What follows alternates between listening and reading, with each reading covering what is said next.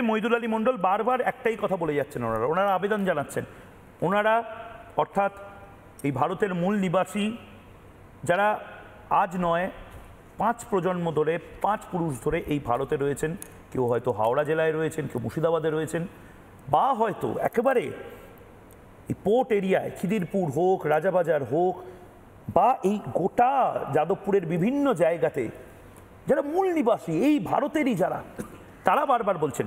মইদুল ভাই আবারও বলছি, গুলশান কলোনিতে যারা ভারতীয় মুসলমান হতে পারে, হিন্দু হতে পারে, তারা বলছেন যে অনেক বাড়ি আমরাই জানি না, অনেক বাড়ির লোকজন আমরাই জানি না।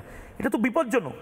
বিএলও যারা, তারাও খুঁজে পাচ্ছেন না, তার কারণ সেই বাড়িগুলোতে কিছু অ্যাড্রেস বা কোনো নেম প্লেট লেখা নেই। এটা বাজে কেস হয়ে যাচ্ছে। তো মারাত্মক বাজে কেস। এইটা শুধু গুলশান কলোনি নয়, সারা পশ্চিমবাংলার জুড়ে বহু জায়গায় এই ঘটনা ঘটে আসছে।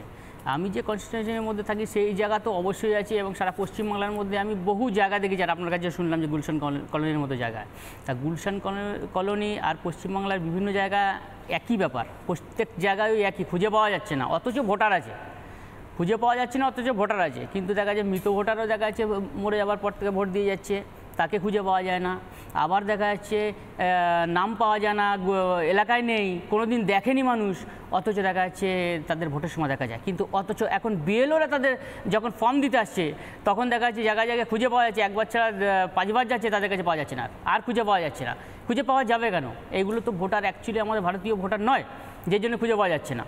ভারতীয় ভোটার যদি হতো, এগুলো অবশ্যই খুঁজে পাওয়া যেত। যেমন আমরা বুক ঠুকে ওখানে থাকি, একবার ছাড়া 10 বার আমরা বলি যে হ্যাঁ আমি এই যে 24 সময় সশরীরে দাঁড়িয়ে আছি আমরা, যে দেখেন দাদা আমরা এখানকার লোক, স্থায়ী লোক, আমরা কেন, আমাদের 14 পুরুষও এখানে রয়েছে, দেখুন আমরা, আমাদের এই নাম্বার, এই ভোটার কার্ড, এবং আমাদের আপনাদের লিঙ্কেজেও নিশ্চয়ই প্রবলেম হবে না। মানে আমি বলছি যে আপনার মাসি, আপনার খালা, আপনার দাদি, এরাও নিশ্চয়ই এই আশেপাশেই বিভিন্ন জায়গাতে আছেন বা অন্য রাজ্যে বা জেলায় আছেন, তাদেরও তো লিঙ্কেজ আপনি করিয়ে দিতে পারবেন। তার মানে আমার মানে আপনার ব্যক্তিগতভাবে বলছি না, মানে গোটা বাংলার যারা মুসলমান সম্প্রদায়ের মানুষ, যারা মূল নিবাসী এখানকার, তারা তো অবশ্যই পারবে। সমস্যাটা কি হচ্ছে আমি জানি না। গুলশান কলোনি নিয়ে এত হই রই কেন হচ্ছে? কাশেম আলী এই মুহূর্তে রয়েছেন, অরিন্দম আচার্য রয়েছেন। কাশেম আলী, নানা ধরনের কন্টেন্ট দেখার জন্য লাইক করুন, শেয়ার করুন আমাদের ফেসবুক পেজ, সাবস্ক্রাইব করুন আমাদের ইউটিউব চ্যানেল।